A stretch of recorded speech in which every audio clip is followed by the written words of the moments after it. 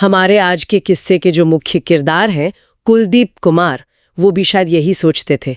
34 साल के हैं और मुंबई के एक बड़े चमचमाते रीगल स्क्वायर मॉल में पिछले 6 सालों से यही नौकरी कर रहे हैं। 6 साल एक लंबा समय है। बहुत लंबा। और इन 6 सालों में उन्होंने अपनी ड्यूटी पर क्या कुछ नहीं देखा।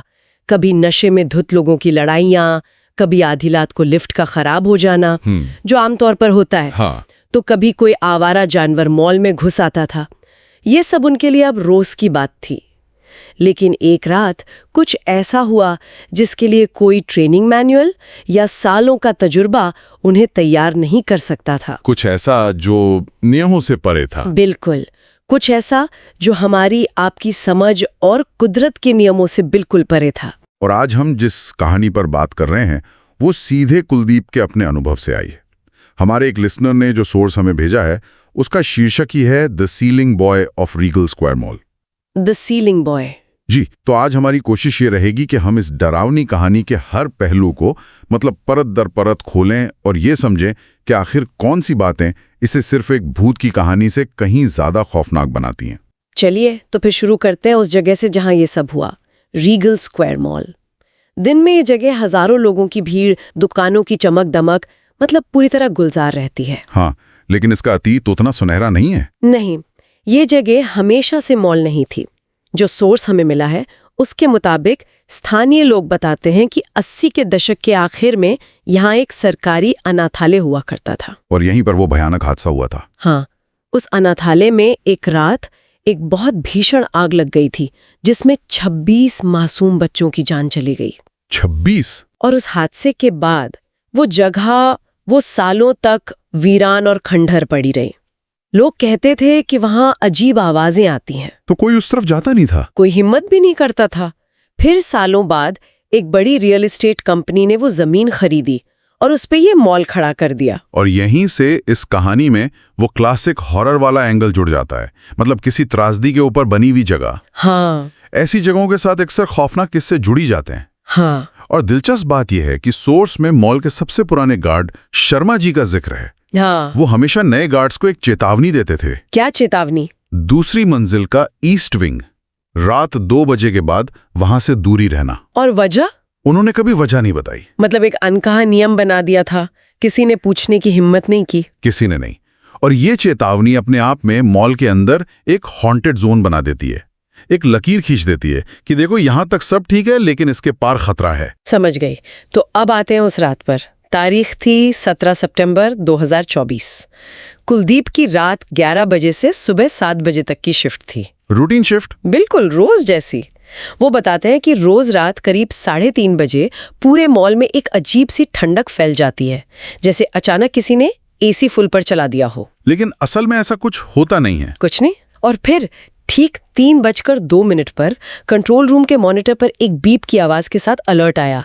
कैमरा 12 पर मोशन डिटेक्टर एक्टिव हो गया था। कैमरा 12? हाँ, और ये बहुत अजीब बात थी क्योंकि कैमरा 12 दूसरी मंजिल के उसी ईस्ट विंग कॉरिडोर में लगा था जो मरम्मत के लिए पूरी तरह से बंद था। मतलब वहां किसी का भी होना नामुमकिन था। नामुमकिन। और यहाँ समय पे ध्यान देना बहुत जरूरी है। सुबह के 3 बजे का वक्त। हाँ। कई पैरानॉर्मल कहानियों और मान्यताओं में इसे विचिंग आवर या कह सकते हैं डेविल्स आवर कहा जाता है। अच्छा। माना जाता है कि इस समय हमारे और दूसरी दुनिया के बीच का जो पर्दा है वो सबसे कमजोर होता है। मतलब ये सिर्फ एक डरावना टाइम नहीं है, बल्कि ये कहानी को एक तरह का सुपरनैचुरल अपॉइंटमेंट देता है कि अब जो होगा वो नॉर्मल नहीं होगा। बिल्कुल सही पकड़ा आपने। ये सिर्फ एक संयोग नहीं लगता, कहानीकार जानबूझकर हमें बता रहा है कि अब कुछ बहुत गलत होने वाला है। कुलदीप ने अपनी कुर्सी आगे खींची और मॉनिटर पर ध्यान से देखने लगा। अंधेरे कॉरिडोर में एक छोटा सा लड़का खड़ा था। हाँ। अंदाजन 6 साल का होगा। 6 साल का। नंगे पैर, और उसने एक गंदी सी सफेद शर्ट पहनी हुई थी जिसके निचले किनारे जले हुए लग रहे थे। वो बहुत धीरे धीरे एक रबर की गेंद को जमीन पर टप्पा दे रहा था और पूरे कॉरिडोर में सिर्फ एक ही आवाज गूंज रही थी। कुलदीप को लगा शायद कोई बच्चा भटक गया है। उसने फुटेज को पॉज किया और तस्वीर पे जूम किया ताकि चेहरा साफ दिखे, और जो दिखा उससे उसके रोंगटे खड़े हो गए। क्या देखा उसने? लड़के का चेहरा आधा जला हुआ था और उसकी बाईं आंख की जगह सिर्फ एक काला गहरा गड्ढा था। वो हूबहू वैसा ही दिख रहा था जैसा अनाथालय की पुरानी फाइलों में मौजूद एक तस्वीर में था। एक बच्चे की तस्वीर जिसका नाम था आरव। आरव। वो उन 26 बच्चों में से एक था जो उस आग में मारे गए थे। ये कहानी का एक बहुत ही स्मार्ट मूव है। अब ये कोई आम अनजाना भूत नहीं है। हाँ। इसका एक नाम है आरव। इसका एक इतिहास है, एक दर्दनाक मौत है जो सीधे उस जगह की ट्रेजेडी से जुड़ी हुई है। इससे होता यह है कि हमारा डर एक तरफा नहीं रहता। मतलब ये कि अब वो सिर्फ एक डरावना राक्षस नहीं है, वो एक बच्चे का भूत है। ये हमारे अंदर डर और दया दोनों भावनाओं को एक साथ जगाता है। सही बात है, हम उससे डर भी रहे हैं और उसके लिए हमें दुख भी हो रहा है। बिल्कुल, और ये उलझन डर को और ज्यादा गहरा और परेशान करने वाला बना देती है। हाँ, ये बात तो है। अब वो सिर्फ कोई चीज नहीं है, वो किसी का बच्चा था। खैर, कुलदीप ने घबराकर तुरंत अपने साथी रमेश को बुलाने के लिए वॉकी टॉकी उठाया, लेकिन जैसे ही उसने बटन दबाया कुछ ऐसा हुआ जिससे उसका खून जम गया। क्या हुआ? स्क्रीन पर मौजूद लड़के ने गेंद उछालना बंद कर दिया।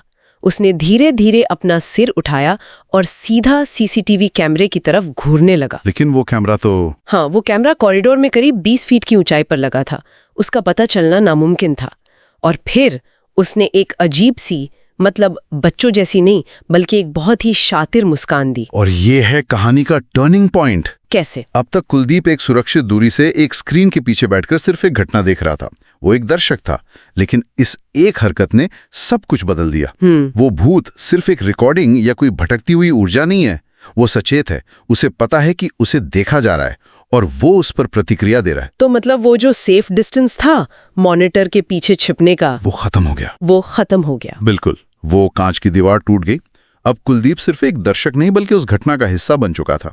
वो अब उस खेल में शामिल हो गया था, चाहे वो चाहे या ना चाहे। और इससे पहले कि कुलदीप इस झटके से उभर पाता, स्क्रीन पर उस लड़के के शरीर में भयानक बदलाव होने लगे। कैसे बदलाव? उसके पैर पीछे की तरफ घुटनों से उल्टे मुड़ गए, इस तरह से जैसे किसी इंसान के पैर मुड़ ही नहीं सकते। फिर उसकी बाहें कंधों से उल्टी दिशा में घूम गईं और उसके पूरे शरीर से हड्डियां टूटने जैसी कटकटाने की तेज आवाज आने लगी। बाप रे! वो चारों हाथ पैरों पर आ गया, लेकिन उसकी पीठ इतनी ज्यादा मुड़ी हुई थी कि वो किसी उल्टे रेंगने वाले जानवर जैसा दिख रहा था। ये बॉडी हॉरर का एक क्लासिक उदाहरण है। जब हम किसी इंसानी शरीर को इस तरह से हरकत करते देखते हैं जो शारीरिक रूप से असंभव हो, तो ये हमारे दिमाग के सबसे गहरे हिस्सों में डर पैदा करता है। इसे अनकैनी वैली इफेक्ट भी कहते हैं। Uncanny valley? हाँ, जब कोई चीज इंसान जैसी दिखती है पर हरकतें गैर इंसानी करती है तो वो हमें सबसे ज्यादा डराती है। और फिर जो हुआ वो किसी बुरे सपने से भी बदतर था।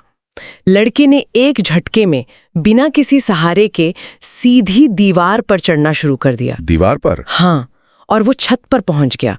वो एक मकड़ी की तरह छत पर उल्टा होकर तेजी से रेंगने लगा और वो गेंद के टपकने की आवाज वो अब भी आ रही थी, टप टप टप। लेकिन अब ये आवाज जमीन से नहीं, छत से आ रही थी। कुलदीप के हाथ बुरी तरह कांप रहे थे। उसने घबराहट में मॉल का आर्किटेक्चरल मैप खोला जो उसके डेस्क पर ही पड़ा था, और उसे देखकर उसकी सांसें अटक गईं। क्यों? क्या था मैप में? नक्शे के मुताबिक लड़का छत पर ठीक उसी रास्ते पर रेंग रहा था जिसके ठीक नीचे सिक्योरिटी कंट्रोल रूम था। वो कुलदीप के ठीक सिर के ऊपर था। अरे नहीं! उसने फौरन सीसीटीवी का ऑडियो बंद कर दिया, लेकिन गेंद की वो हल्की आवाज टप टप वो अब भी आ रही थी, कमरे के अंदर से, फॉल्स सीलिंग के ऊपर से। अब आप तनाव का बढ़ना देखिए। खतरा स्क्रीन जो एक दूर की चीज थी, इसे हटकर अब सीधे भौतिक वातावरण में यानी कमरे के अंदर आ गया है। देखने वाला और दिखने वाली चीज के बीच की सारी दीवारें ढह रही हैं। उसका सेफ स्पेस ही अब सबसे खतरनाक जगह बन चुका है। डर अब सिर्फ मानसिक नहीं रहा बल्कि शारीरिक हो गया है। वो अब सिर्फ एक तस्वीर नहीं देख रहा बल्कि उसी खतरे के ठीक नीचे बैठा है। मेरी तो सोचकर ही हालत खराब हो रही है। रात के 3:06। कंट्रोल रूम का दरवाजा हल्का सा खड़का, जैसे किसी ने बाहर से छुआ हो। कुलदीप अपनी जगह पर पत्थर बन गया। फिर उसे छत के ऊपर से कुछ घिसटने की, खुरचने की आवाज आई, और फिर कमरे के कोने में लगे एसी वेंट से 2 छोटी काली मैली उंगलियां जाली के छेदों से बाहर निकली। एसी वेंट से? हाँ। कुलदीप ने हिम्मत करके धीरे धीरे ऊपर देखा। वेंट की जाली से एक उल्टा जला हुआ चेहरा उसे घूर रहा था। उसकी एक आंख की जगह सिर्फ अंधेरा था। और फिर वेंट से एक फुसफुसाहट आई, ऐसी फुसफुसाहट जो हवा से नहीं बल्कि सीधे दिमाग के अंदर सुनाई दे रही थी। कुलदीप, क्या मैं खेलने आ सकता हूँ? उसने उसका नाम लिया। हाँ। कुलदीप का दिल बैठ गया। उसने पूरी रात वॉकी टॉकी पे भी अपना नाम नहीं लिया था। उसे इसका नाम कैसे पता चला? ये इस कहानी का शायद सबसे डरावना मनोवैज्ञानिक पल है। उस आत्मा को कुलदीप का नाम पता था। हाँ। ये घटना को बेहद व्यक्तिगत और लक्षित बना देता है। ये कोई संयोग नहीं है, ये एक सचेत शक्ति है जिसने कुलदीप को अपना निशाना चुन लिया है। अब वो भाग नहीं सकता, छिप नहीं सकता। ये हमला अब सिर्फ उस जगह पर नहीं बल्कि सीधे उसी पर हो रहा है। ये तो सीधा सीधा शिकार बना रहा है। अचानक कमरे की लाइटें जोर जोर से झिलमिलाने लगीं। सारे मॉनिटर पर सिर्फ स्टैटिक भर गया। सिस्टम फेल होने लगा। हाँ। फिर अचानक कैमरा 14 चालू हुआ। ये कैमरा कंट्रोल रूम के ठीक बाहर वाले गलियारे का था और आरव वहां खड़ा था। इस बार वो उल्टा नहीं था, सामान्य रूप से खड़ा था, सिवाय एक चीज के। क्या? उसकी गर्दन एक तरफ बुरी तरह लटकी हुई थी, जैसे बस टूटने ही वाली हो। वो धीरे धीरे लड़खड़ाते हुए दरवाजे की ओर बढ़ने लगा। कंट्रोल रूम के दरवाजे की तरफ। हाँ। कुलदीप ने अपनी आंखों के सामने दरवाजे का हैंडल धीरे धीरे नीचे घूमते हुए देखा। उसने अपनी सांस रोक ली। फिर अचानक सब कुछ शांत हो गया। मॉनिटर पर गलियारा फिर से खाली था। लड़का गायब हो गया था। गायब? कुलदीप ने कांपते हुए राहत की सांस लेने की कोशिश ही की थी कि उसकी नजर बाकी मॉनिटर्स पर पड़ी और उसके होश उड़ गए। अब क्या हुआ? लड़का मॉल के सभी 24 सीसीटीवी स्क्रीन पर एक साथ दिखाई दे रहा था। सभी 24 पर? एक साथ, हर स्क्रीन पर एक अलग पोज में। एक में वो दीवार पर रेंग रहा था, एक में छत से उल्टा लटका था, एक में वो मुस्कुरा रहा था और एक में सीधे कैमरे की तरफ उंगली दिखा रहा था। और फिर उन सब ने एक साथ फुसफुसाया, एक ऐसी भयानक आवाज में जो हर तरफ से आ रही थी। उसने हमें बाहर नहीं निकलने दिया, तो हम तुम्हें क्यों निकलने दें? इसके बाद सारी स्क्रीन पर सिर्फ स्टैटिक छा गया और ठीक 3.11 बजे पूरा सिस्टम डेड हो गया। वाह, ये अंतिम दृश्य एक क्लासिक हॉन्टेड कहानी पर आधुनिक तकनीक का बेहतरीन तड़का है। एक भूत का कई स्क्रीन पर एक साथ दिखना, ये डिजिटल युग का डर है। हाँ, ये डर को कई गुना बढ़ा देता है। और वो फुसफुसाहट, उसने हमें बाहर नहीं निकलने दिया। ये वाकया उस आत्मा का मकसद साफ कर देता है। ये सिर्फ डराना नहीं है, इसके पीछे फंसे होने का एक गहरा दर्द है और दूसरों को भी उसी जाल में फंसाने की एक भयानक इच्छा है। ये भूत की हरकतों को सीधे अनाथालय की आग से जोड़ता है। बिल्कुल, शायद उस घटना से जहां बच्चे सच में बाहर नहीं निकल पाए थे। अगली सुबह जब तकनीशियन सिस्टम ठीक करने आए तो उन्होंने कुछ और भी अजीब पाया। सुबह 3 बजे से 3:15 बजे के बीच का सारा सीसीटीवी डेटा गायब था। गायब? मतलब डिलीट हो गया? पूरी तरह से मिटा दिया गया था, यहां तक कि बैकअप सर्वर से भी। उनका कहना था कि ये कोई तकनीकी खराबी या वायरस नहीं था। ऐसा लग रहा था जैसे किसी ने रियल टाइम में, जब कैमरे रिकॉर्ड कर रहे थे, तभी उसे जानबूझकर मिटाया हो। और ये जानकारी कहानी में सबूत की एक बहुत ही चालाक परत जोड़ देती है। इसे नेगेटिव प्रूफ कहते हैं। Negative proof? हाँ, सबूत किसी चीज के होने का नहीं बल्कि उसके न होने का है। अब ये सिर्फ कुलदीप का एक डरावना अनुभव नहीं रह जाता, ये एक ठोस अस्पष्टीकृत तकनीकी गड़बड़ी है। ये कहानी को एक व्यक्ति के डर से निकालकर एक वास्तविक रहस्य बना देता है। इस घटना के बाद मॉल मैनेजमेंट ने उस ईस्ट विंग के गलियारे को स्थायी रूप से ईंटों से चुनवाकर बंद कर दिया है। हमेशा के लिए? हाँ, लेकिन वहां के दूसरे गार्ड्स कहते हैं कि आज भी रात में उस तरफ से गेंद के टपकने की वो हल्की आवाज कभी-कभी सुनाई दे जाती है। और कुलदीप, उसका क्या हुआ? कुलदीप ने अपना ट्रांसफर कराने की बहुत कोशिश की, लेकिन उसका अनुरोध बार-बार अस्वीकार कर दिया गया और अब वो हर रात ड्यूटी पर जाता है, बस यही प्रार्थना करते हुए कि उसे दरवाजे के बाहर से वो फुसफुसाहट दोबारा ना सुनाई दे।